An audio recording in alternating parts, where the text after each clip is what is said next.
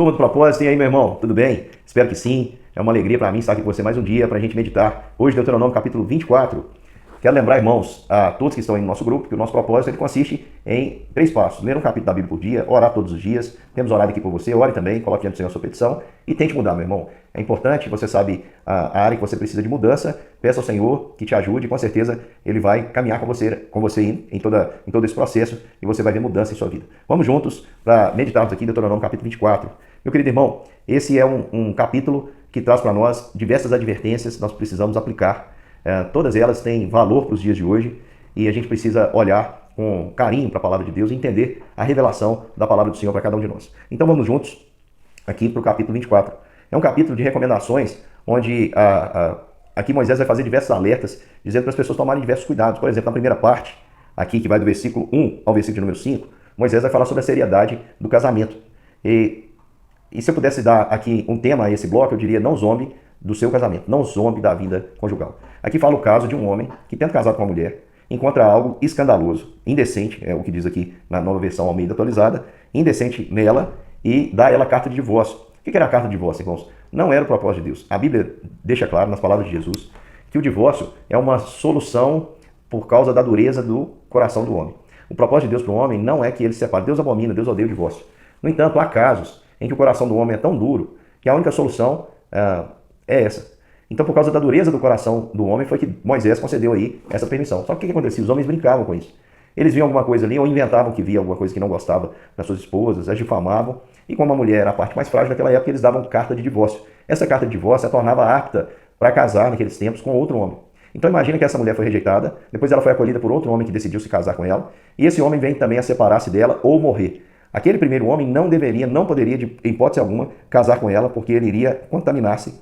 E você pode pensar assim: por que Deus disse isso? Porque aqui diz, olha, o primeiro marido daquela mulher que mandou não poderá casar-se depois que foi contaminado, pois é abominação diante do Senhor. Será que é porque Deus está dizendo aqui que a mulher já foi usada por outro homem, e aquele primeiro homem, então, se ele a possuísse, seria contaminado? Eu acho que é para além disso, meu querido irmão. Acho que o que Deus está querendo mostrar aqui é que com casamento a gente não brinca. Casamento não se acaba com facilidade, não pode ser dissolvido por qualquer coisa. Nós estamos vivendo um tempo em que os casamentos são descartáveis, assim como os produtos, assim como as coisas, e não é assim o propósito de Deus. O propósito de Deus é que um homem e uma mulher formem uma só carne, gerem uma família, vivam a vida comum do lar, sejam benditos, sejam bem-aventurados nessa vida familiar, construam. Tem muita gente que vive crises, a gente vive crises mesmo na vida conjugal, mas você deve, meu querido irmão, lembrar que o motivo pelo qual você ama a sua esposa não é pela sua esposa, o motivo pelo qual você ama o seu esposo não é pelo seu esposo, você ama porque Deus te amou primeiro. Amor. Pare com essa ideia platônica, essa ideia romântica, de que amor é algo fácil, de que amor é algo prazeroso. A maior manifestação de amor aconteceu na cruz. Amor tem a ver com sacrifício, meu querido irmão. É no sacrifício, é nos tempos difíceis, é nos tempos em que a pessoa que está do seu lado não merece, é que você precisa demonstrar esse amor. E o casamento Deus leva tão a sério, que no texto aqui, diz o versículo 5, que o homem era dispensado da guerra, olha só, um caso extremo de guerra, aqui no nosso país, aqui na nossa Constituição, é o único caso previsto de morte, né, de pena de morte, em caso de deserção, tendo guerra declarada, se alguém deserta, pode ser punido com a morte. Nesse caso aqui, Deus está dispensando da guerra o homem, para que ele cuide da sua esposa, faça-a feliz, e ele não poderia receber nenhum encargo. Ele deveria cuidar primeiramente da sua casa. Então, meu querido irmão, você quer melhorar seu casamento, você que está me ouvindo, dedique-se àquilo que é mais importante. Se a gente quer cuidar das coisas de Deus, primeiro a gente tem que cuidar da nossa casa. Ninguém pode cuidar das coisas de Deus se não cuida da própria casa. Então cuide bem da sua casa, dos seus filhos, da sua esposa, da sua família, do seu esposo. Ore por isso, peça a Deus para te ajudar nesse sentido, meu querido irmão, porque não se brinca. O que Deus está dizendo aqui é que o homem não podia ficar nisso. Porque imagina, se ele dispensou porque viu coisa escandalosa, aí depois que o homem morreu ele quer casar de novo, o escândalo se desfez? Não, ele estava querendo só aproveitar daquela pessoa. E Deus detesta quando nós usamos a outra pessoa como objeto. Nós não podemos tratar ninguém como objeto, como se fosse uma propriedade. Vamos lembrar que nós somos propriedade exclusiva de Deus, segundo a palavra do Senhor. Então, Ele tem ciúme de nós, não brinque com o seu próximo, principalmente o mais próximo a você, com quem você forma uma só carne.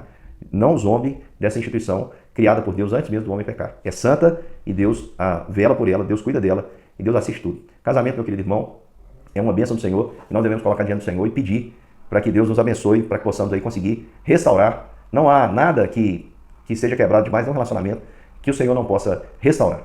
Então vamos orar por isso, peça a Deus e siga essas recomendações. Outra parte do texto recomenda a não opressão. Não oprima. O que é oprimir, meu querido irmão? Oprimir significa pesar sobre o seu próximo, pesar sua mão, pesar sua presença. Tem gente que é opressor por natureza. Para com isso, meu querido irmão. Eu sempre digo que o cristão tem que ser aquele que chega no ambiente e as pessoas respiram aliviado, dizendo assim, ufa, chegou alguém para ajudar. Chegou alguém que é agradável estar perto. Jesus era assim. Jesus transmitia paz a quem estava ao redor. Tem gente que transmite, parece que ele traz uma nuvenzinha negra atrás dele, assim, uma nuvenzinha cheia. E onde ele chega, parece que ele não vai trazer chuva de bênção, não, mas vai trazer tempestade, confusão, briga. A gente não pode ser assim, meus irmãos. Nós não podemos oprimir quem quer que seja, porque aquele que está do nosso lado é nosso irmão, é o nosso próximo. Então, aqui há vários exemplos práticos dizendo, olha, não oprime através do penhor. Era usado o moinho ali, que era por 2 pedras, o moinho. E aqui diz, não tome uma pedra ou as 2 como penhor. Por quê? Porque você vai matar a renda do seu irmão. Então, se você tem um irmão que está aí em dívida com você, se você matar a renda dele, como é que ele vai poder pagar você e como ele vai poder subsistir? Portanto, a gente tem que pensar realmente naquilo que fazemos, no nosso relacionamento com o próximo, no sentido de ajudar a prover para ele. Eu não estou querendo dizer aqui, meu querido irmão, que você deve ser alguém descuidado e viver tomando prejuízo, não. Mas aqui o texto está dizendo, você não pode tirar aquilo que é elementar, essencial para que o seu irmão subsista. Olha só, nós temos muitas pessoas que fazem isso de uma maneira muito covarde.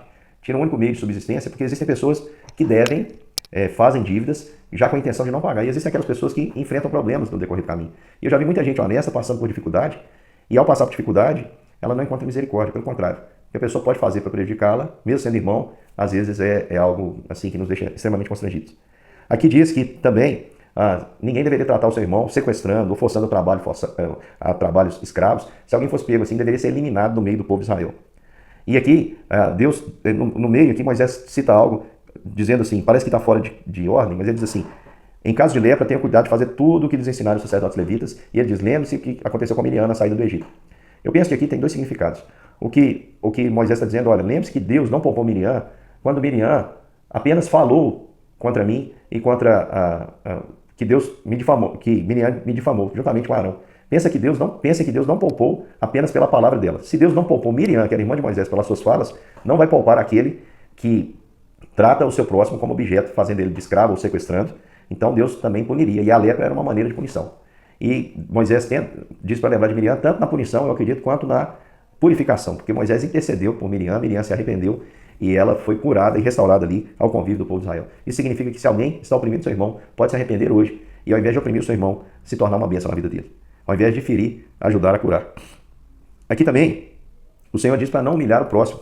Sobre o penhor, ele diz, olha, você não vai entrar na casa do seu próximo e pegar o penhor. Deixa que ele entre lá e escolha algo para te dar de penhor. Naquela época era muito comum alguém pegar algo emprestado e deixar uma garantia. Mas imagine se você vai entrar, talvez você vai pegar alguma coisa que é muito importante para aquela pessoa. E aqui o Senhor vai dizer, olha, não pegue como penhor aquilo que é essencial, o manto com o qual ele vai se cobrir à noite, para que o Senhor não te tenha como injusto e julgue você. Aqui diz para você não oprimir o empregado necessitado, aquele que precisa do salário do dia a dia, não explore, não oprime explorando, pagando menos do que é devido. Meu querido irmão, Deus não se agrada disso. Se a sua riqueza, meu querido irmão, não serve para tornar as pessoas ao seu redor ricas, você é um indivíduo pobre, que só tem coisas, você não tem amor no seu coração, porque a sua alegria deve ser tornar as pessoas que estão ao seu redor também mais prósperas. Então, se Deus tem te dado muito, divida. Quanto mais você dividir, meu querido irmão, pode ter certeza, mais você vai ter, porque mais você está semeando. Aqui diz o seguinte, que não é para furtar o salário daquele que é diarista, porque ele é pobre e depende disso. Para que o Senhor não seja contra você e julgue e veja que você é pecado, seja generoso. O Senhor está assistindo. E quem é fiel no pouco, o Senhor coloca sobre mais. No versículo 16, ele vai dizer que os pais não são culpados pelo pecado dos filhos e nem os filhos pelo pecado dos pais. Cada um será culpado e será morto pelo seu próprio pecado. Porque às vezes acontece do pai ser um tirano, aquele explorador, aí o filho fala assim, eu tenho que fazer isso por causa do meu pai. Não, você não é responsável pelos pecados do seu pai. Você é você. E também os pais, se têm filhos gananciosos que querem tomar a frente e fazer errado, repreendam e faça, cuide de você. Não existe isso de um pagar pelo outro. Cada um responderá pelos seus próprios atos. E se você vive numa cultura onde isso é feito, exploração, usando o próximo como objeto, quebre isso. Seja o primeiro a quebrar isso na sua família e seja um exemplo e uma luz que brilha aí. E aqui diz, não perverta, não oprima o direito de quem é mais necessitado. No caso aqui, a figura do órfão e da viúva. Não tome em penhor a roupa da viúva. Não queira garantia de quem não pode pagar, meu querido irmão. Se você ajudar alguém que não pode pagar, você sabe que não pode pagar, não espere pagamento. Se possível, faça essa doação, dê. Para quê? Para que as suas boas obras sejam contadas diante de Deus. Aqui diz ainda, para você lembrar, para a gente lembrar que a gente foi escravo no Egito. No caso, nós nunca fomos escravos no Egito, mas nós éramos escravos do pecado. E Deus foi rico em misericórdia conosco e nos perdoou. Nós já recebemos o que precisávamos, irmão. Nós temos a salvação, a vida eterna. Nós não vamos levar nada desse mundo. Nós temos o perdão. Então, tudo que Deus colocou como coisas em nossas vidas é para compartilhar. E é por isso que o texto aqui termina dizendo, não faça questão das coisas. Aqui diz para que as pessoas fossem compassivas, fossem misericordiosas, generosas para com os mais necessitados. E aí vai dizer, olha, se você for numa colheita, pegar espiga, deixa um pouco para o órfão, para a viúva. Quando você for pegar a oliveira, sacudir, deixa frutos para o órfão, para a viúva. Se você for também colher aí as uvas, não seja rigoroso demais, deixa algumas para os órfãos, viúvos, estrangeiros. Lembre, meu querido irmão, que você estava perdido, você era escravo no Egito, mas Deus te libertou. Lembre-se, meu irmão, que você estava condenado ao inferno e de graça, sem você precisar pagar nada, Deus salvou. E o que nós vamos dar ao Senhor, oferecer ao Senhor como gratidão? Sabe o que o Senhor quer? É que você, meu irmão, favoreça o seu próximo. Para mim, essa última parte do texto, quando diz não faça questão das coisas, é o seguinte: a gente às vezes acha que entregando os nossos dízimos e ofertas está muito bom. Não, meu querido irmão, parte da sua renda, parte do seu bem, também deve ser direcionada àqueles que são mais necessitados. Eu quero perguntar, o que você tem compartilhado com alguém? Aí você diz assim, não tem sobrado nem para mim? Meu querido irmão, eu quero dizer para você o seguinte: olha, na perspectiva de Deus, ninguém recebe tão pouco do Senhor que não possa compartilhar. É por isso que Jesus nos ensina a orar que o pão é nosso. Portanto, se eu tenho um e o meu irmão não tem nenhum, é para eu dividir. Entendeu? É nosso. Por isso, meu querido irmão, eu te desafio também a ser generoso para com aqueles que precisam. Separe parte do que você tem para poder também favorecer pessoas, ajudar uma família, ajudar pessoas de maneira aleatória. Com uma refeição, não recomendo que você dê dinheiro a pessoas, a não ser que você conheça mesmo bem a causa. Mas tem tanta gente precisando de um alimento, de uma roupa, de uma consulta médica, de um medicamento, de uma cadeira de rodas, de uma cirurgia, e você pode ajudar, você pode ajudar. Lembre-se que nós éramos pobres e necessitados. O Senhor teve misericórdia de nós e nos salvou. Nos deu a verdadeira riqueza, a salvação que não pode ser comprada por prata nem ouro, mas custou o sangue do Filho de Deus. Deus abençoe e amanhã estamos juntos para estudar mais um capítulo da Bíblia.